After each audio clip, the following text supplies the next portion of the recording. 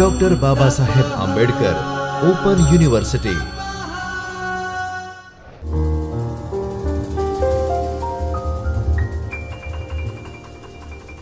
નમસ્કાર.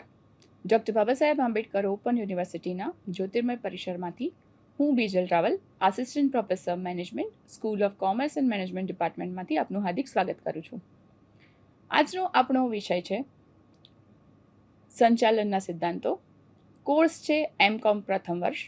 વિષયનો કોડ છે MC01 CC101 અને આજનો આપણો એકમ છે 4 આયોજનના તબક્કાઓ.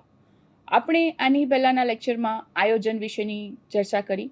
આયોજન કેટલું મહત્ત્વનું છે.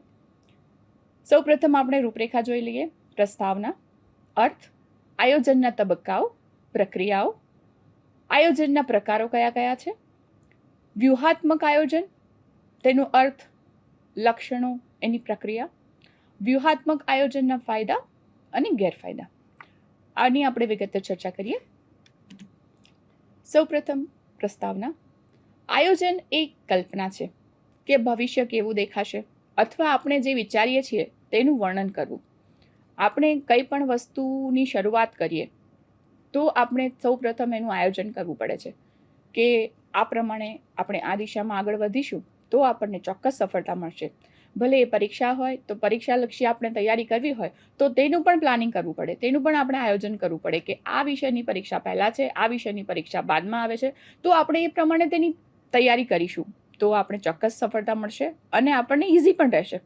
કેટલીક વાર જો નવી વસ્તુઓ આવે અથવા જો આપણે વસ્તુઓ કરવા માટે વધુ સારી રીતો શોધીએ તો આપણે આપણી યોજનાઓ બદલવાની જરૂર છે. આપણે સમય પ્રમાણે આપણા વિચારો અને આપણી જે પ્રવૃત્તિ છે, આપણી ક્રિયા છે, તે આપણે સમજી વિચારીને નિર્ણય લઈએ છીએ અને આપણે આપણો રસ્તો પણ બદલીએ છીએ.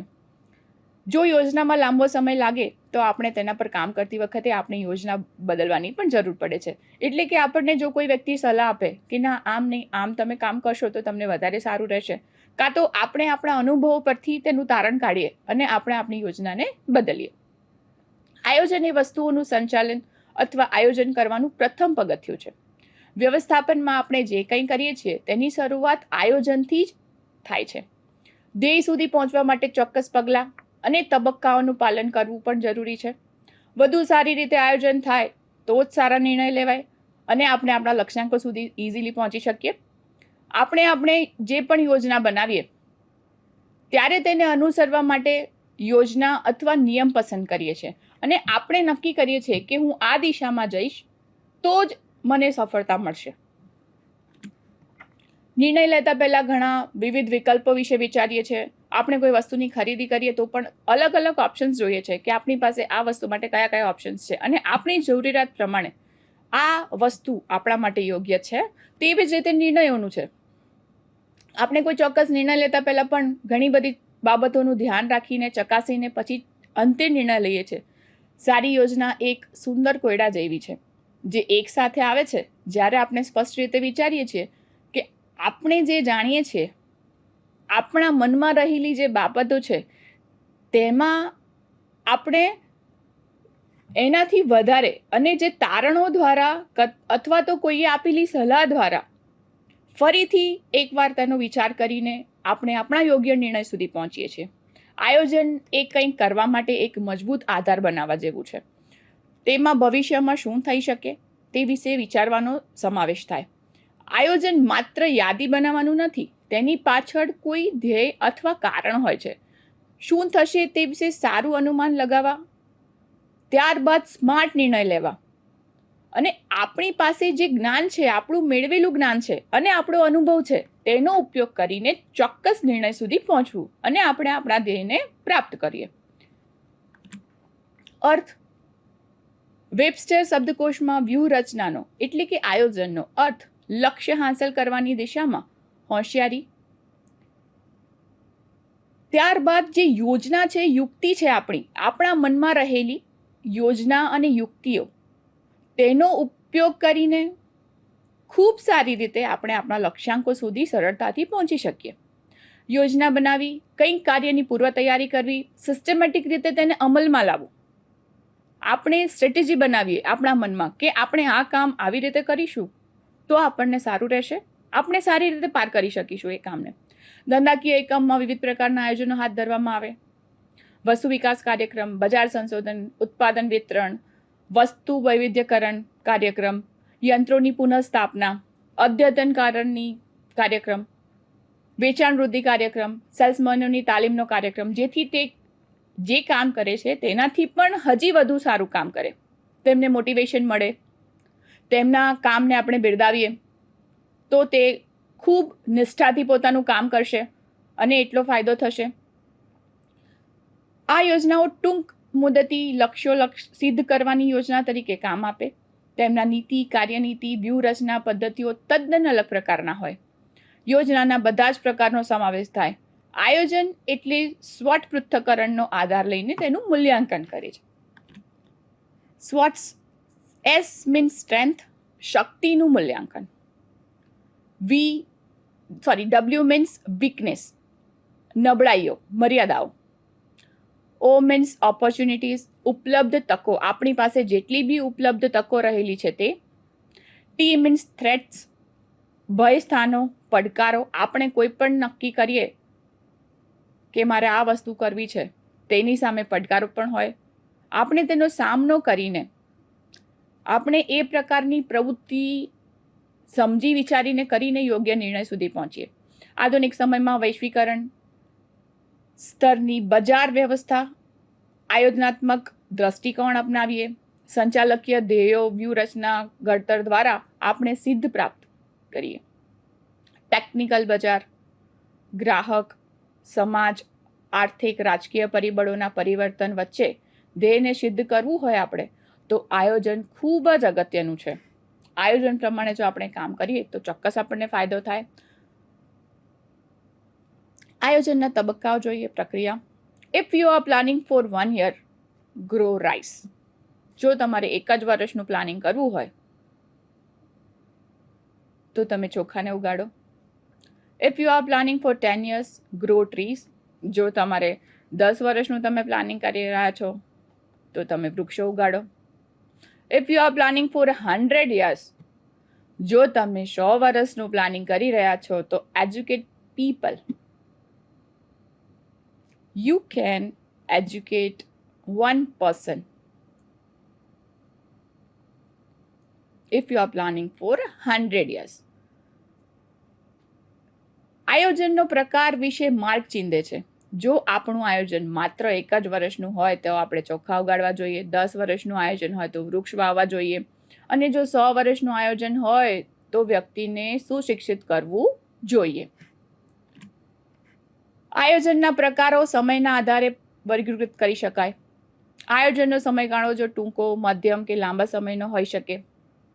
સમયગાળાનો નિર્ણય કઈ બાબત અંગેનું આયોજન કરવાનું છે તેના પર આધાર રાખે છે. સમયગાળો નક્કી કરવાનો ખ્યાલ એ સાપેક્ષ છે. આપણે કયું કામ કરવાનું છે, કેવું કામ છે, એ વધારે ટાઈમ માંગી લેવું છે કે એમાં વધારે પડતું રિસર્ચ કરવાની જરૂર છે, એ દરેક બાબતોનું ધ્યાન રાખીને પછી અંતે નિર્ણય લેવામાં આવે છે. તે દરેક વસ્તુ કે સેવાઓ પ્રમાણે તેનો સમયગાળો નક્કી થાય છે. આયોજનના તબક્કાઓ નક્કી કરવા માટે આપણે પૂર્વધારાઓ કઈ કઈ ધ્યાનમાં રાખવી જોઈએ. રાજકીય સ્થિરતા, સામાજિક વલણો, ટેકનોલોજીકલ પરિબળો, રાષ્ટ્રીય આવક, રોજગારી, ભાવ વધારો, ઉત્પાદકતા, સરકારી નિયંત્રણો, સરકારની કરનીતિઓ, આ દરેક બાબતોનું આપણે ધ્યાન રાખવું પડે. આયોજનની પ્રક્રિયા. આયોજનના તબક્કાઓ આયોજનને સફળતા તરફ લઈ જાય. આયોજન પ્રક્રિયાના તબક્કા વિશે સંચાલન વિદ્વાનો એક મત ધરાવતા નથી. બધાના વિચારો અલગ અલગ હોય છે. સંચાલન અંગેની અલગ અલગ વિચારધારા. આયોજનની જે પ્રક્રિયા છે તેમાં કઈ કઈ બાબતોનો સમાવેશ થાય. તકો અને સમસ્યાઓની ઓળખ. આપણી પાસે રહેલી તકો અને સમસ્યાઓને આપણે ઓળખવી પડે. માહિતીનું એકત્રીકરણ અને વિશ્લેષણ કરવું પડે. આપણી પાસે જે પણ માહિતી છે, આપણે જેટલો પણ ડેટા ભેગો કર્યો છે તેનું યોગ્ય વિશ્લેષણ કરવું પડે. ઉદ્દેશો નક્કી કરવા પડે. આયોજનનું ક્ષેત્ર અને તેના અવરોધો નક્કી કરવા પડે. વિકલ્પો વિકસાવવા, વિકલ્પોનું મૂલ્યાંકન કરવું, પેટા યોજનાઓ ઘડવી, યોજનાના અમલીકરણની પ્રવૃત્તિઓનો ક્રમ નક્કી કરવો કે કઈ પ્રવૃત્તિ પછી આપણે કઈ પ્રવૃત્તિ કરીશું તે ક્રમ પણ નિશ્ચિત હોવો જોઈએ. આયોજન પ્રક્રિયાના મુખ્ય 8 તબક્કાઓ છે. કયા કયા? પહેલો તબક્કો છે માહિતી સંચાર કરવાનો. આયોજનનું સૌથી મહત્વનું કાર્ય ભિન્ન ભિન્ન હેતુઓમાંથી ધંધાકીય જે એકમનો મુખ્ય હેતુ છે તેને પસંદ કરવાનો. ત્યારબાદ વિવિધ ભાગોમાં માહિતી સંચાર કરવાનો. અલગ અલગ ભાગો જે છે, આપણે જેમ આયોજન વિશે ચર્ચા કરી ત્યારે આયોજન માટે કોઈ પણ વસ્તુનું જો આપણે ઉત્પાદન કરતા હોઈએ તો તે વસ્તુ ઉત્પાદન કરતા પહેલા પણ આપણે બજારમાંથી તેની વિશે માહિતી મેળવીએ છીએ કે આપણી જે વસ્તુ આપણે ઉત્પાદન કરી રહ્યા છે તેના આપણા હરીફો કેટલા છે, એ લોકો કેવી વસ્તુ પૂરી પાડે છે, તે પ્રમાણે આપણે વસ્તુને ડિઝાઇન કરી આપણે તે પ્રમાણે તેનું ઉત્પાદન કરી રહ્યા છે. ગ્રાહકોની માંગ અને જરૂરિયાત પ્રમાણે આપણે ઉત્પાદન કરીશું. ત્યારબાદ આગળના જે વિભાગો છે તેને તેના વિશેની માહિતી પૂરી પાડીશું. ત્યારે જ તે આગળનો વિભાગ તેનું કામ સારી રીતે કરી શકશે. ત્યારબાદ બીજો તબક્કો છે સંકલન કરવું. આયોજનમાં કોઈ પણ પ્રકારનું સંકલન કરી શકાય. આપણે પર્યાવરણને મદદરૂપ થઈશું. વધુમાં વધુ કર્મચારીઓને રોજગારી પૂરી પાડીશું. કોઈ પણ ઓર્ગેનાઇઝેશન હોય તો તે એવું નક્કી કરે કે અમારી વસ્તુથી આપણે જે ઉત્પાદન કરીએ છીએ તે વસ્તુથી આપણે પર્યાવરણને તો નુકસાન નહીં જ પહોંચાડીએ, આપણે પર્યાવરણને કે સોસાયટીને મદદરૂપ થશે તેવી વસ્તુનું ઉત્પાદન કરીશું અને તેમને નુકસાન ના પહોંચે એ બાબતનું ખાસ ધ્યાન રાખીશું. અભિપ્રેરણા પૂરી પાડવી. નંબર 3, અભિપ્રેરણા એ આયોજનનો આત્મા છે. આપણે કોઈને મોટિવેશન પૂરું પાડીશું તો જ ખૂબ સારી રીતે આપણું કામ તથા આપણા લક્ષ્યાંકો આપણે સરળતાથી પાર કરી શકીશું. નિર્ણય ઘડતરના અને નિર્ણયોના અમલના કાર્યો સતત ચાલુ રાખવા, તેમજ એકમની નેતાગીરી સંભાળવી. નંબર 4 તબક્કો છે નેતૃત્વ કરવું. આયોજન પ્રમાણે નિશ્ચિત કાર્યક્રમ અનુસાર કાર્ય પૂરું થયું કે કેમ તે જોવું જોઈએ આપણે. તે પણ ખૂબ અગત્યનું છે. આપણે જે પ્રમાણે આયોજન કર્યું છે તે પ્રમાણે અલગ અલગ વિભાગમાં તે પ્રમાણે તે કામ થાય છે કે કેમ, અથવા તો તેમાં કયો સુધાર લાવવાની જરૂર છે. કર્મચારીઓ સંતોષકારક કામ કરી રહ્યા છે તથા કર્મચારીઓને તે કામ કરવાથી સંતોષ છે, વધારે કામ કરી રહ્યા છે, વધારે સમય આપી રહ્યા છે તો તે વધારે સમય માટે આપણે તેને આપીએ છીએ પેમેન્ટ. આ દરેક બાબતનું આપણે ધ્યાન રાખવું જોઈએ જેથી કરીને એ ખૂબ સારી રીતે અને પૂરી નિષ્ઠાથી કામ કરી શકે. નંબર 5, માનવ તત્વ વિકસાવવું. ધંધાકીય એકમમાં માનવ તત્વ વિકસાવવું ખૂબ અગત્યનું છે. આપણે માણસ થઈને જો માણસની વેદનાઓ અને તેની ભાવનાઓને સમજીશું, આપણે તેને મદદરૂપ થઈશું તો તે ચોક્કસ આપણને મદદરૂપ થશે. યોગ્ય દરે વેતન અને રોજગારી આપવી. કર્મચારી કલ્યાણની વિવિધ યોજનાઓ જેવી કે રહેઠાણ, તબીબી સારવાર, શૈક્ષણિક મદદ, રજાઓમાં પ્રવાસ, સસ્તા દરે ખાણીપીણીના વ્યવસ્થા, આ દરેક બાબતનું આપણે ધ્યાન રાખવું પડે. વાર તહેવારે તેમની જોઈતી વસ્તુઓ આપણે પૂરી પાડીએ. દરેક વ્યક્તિ દરેક વસ્તુ કરી જ શકે જો તેને યોગ્ય તાલીમ અને યોગ્ય વાતાવરણ પૂરું પાડવામાં આવે તો ચોક્કસ તેની અંદર રહેલી સુસુપ્ત શક્તિઓનો આપણે ઉપયોગ કરી શકીએ અને તે આપણા લક્ષ્યાંકો સુધી પહોંચવામાં આપણને મદદરૂપ કરી શકે.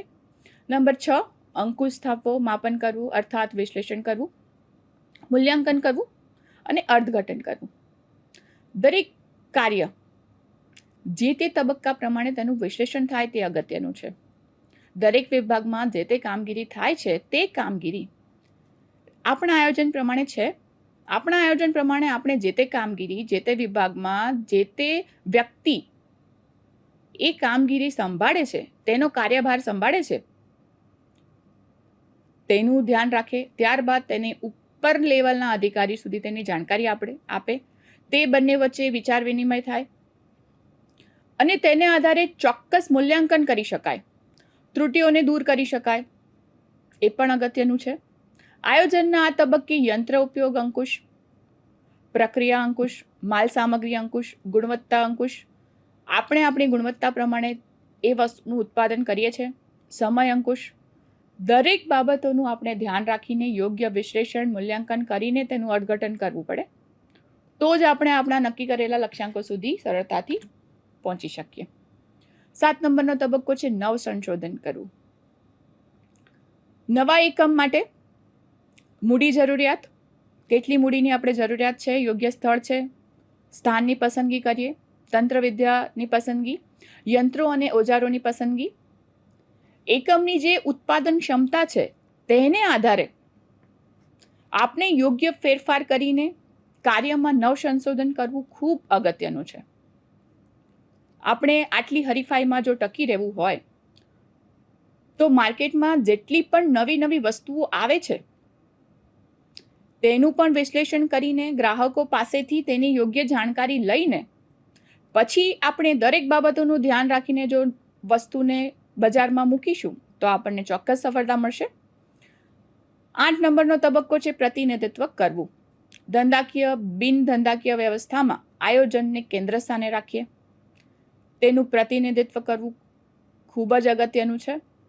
પ્રતિનિધિત્વના 3 મુખ્ય ક્રિયાઓ છે. કઈ છે? કાર્યના અમલનું પ્રતિનિધિત્વ કરવું, કાર્યનો ચોક્કસ અમલ થાય છે. નિર્ણયોના અમલનું પ્રતિનિધિત્વ, નિર્ણય લેવાના કાર્યોમાં કયા કાર્યો, કોણ તે કાર્ય ક્યારે કરશે, કેવી રીતે કરશે, શા માટે કરશે, તેવા પ્રશ્નોની વિચારણા. ખરેખર આપણે જે વ્યક્તિને તેનું પ્રતિનિધિત્વ સોંપ્યું છે તે વ્યક્તિ તે કામ યોગ્ય રીતે કરે છે, તે દરેક બાબતનું ધ્યાન રાખવું પડે છે આપણે. અને પ્રતિનિધિત્વ જ્યારે પણ આપણે કરીએ છીએ આયોજનને કેન્દ્રમાં રાખી આસપાસની જેટલી પણ પ્રવૃત્તિઓ છે તે આપણા આયોજન પ્રમાણે થાય છે તેનું ધ્યાન રાખી તેનું પ્રતિનિધિત્વ થાય તે ખૂબ અગત્યનું છે. આપણે આયોજનના જે તબક્કા જોયા, તેની પ્રક્રિયા જોઈ, તેના પરથી આપણને ખબર પડે કે આપણે આપણા ધંધાકીય એકમમાં જો કોઈ સુધાર કરવાની જરૂર છે કે નવા વિચારો જે છે તેના પ્રમાણે આપણે બદલાવ લાવવાની જરૂર છે, તો આપણા આયોજનમાં આપણે ચોક્કસ બદલાવ લાવીને આપણા લક્ષ્યાંકો સુધી સરળતાથી પહોંચી શકીએ. નવા વિષય સાથે ફરી મળીશું વિદ્યાર્થી મિત્રો. ધન્યવાદ. स्वाध्यायः